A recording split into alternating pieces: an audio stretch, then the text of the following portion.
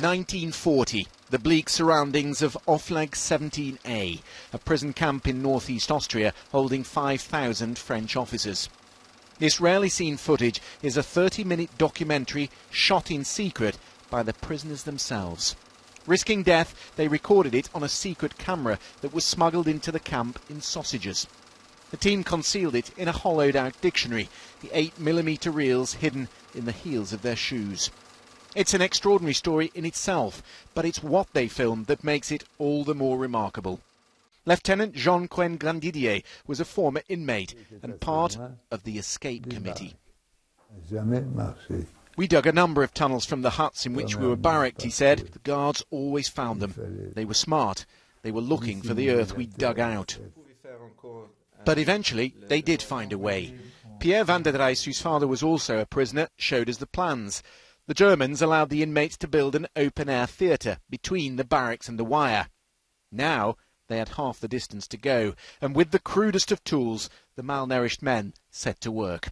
They were university professors, mathematicians, geologists and architects, so they calculated the length and direction of the tunnel exactly. This time the earth was hidden in the seats of the theatre. The tunnel was ventilated with empty tins of peas that were stuck together. There were teams to make civilian clothes and the false identity papers they depend on. By September 18th, 1943, the men were ready to go.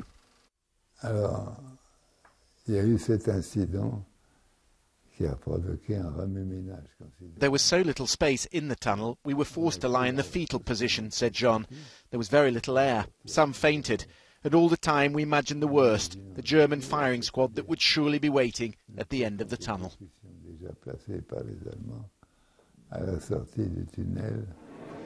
But of course, once they had gone beneath the wire, they were still deep inside German-occupied territory. Of 132 prisoners that escaped, 125 were recaptured within a week. Only a handful made it back here to France, and only one survives to this day. To celebrate his 100th birthday, Jean was recently honoured by the city of Paris. In 1943, he found his way to Vienna, where he worked as a nurse in a hospital. Eventually, he secured a precious weekend pass back to Paris. The homecoming was not enough. Within weeks, he'd rejoined the war effort and was now fighting for the resistance. Christian Fraser, BBC News, Paris.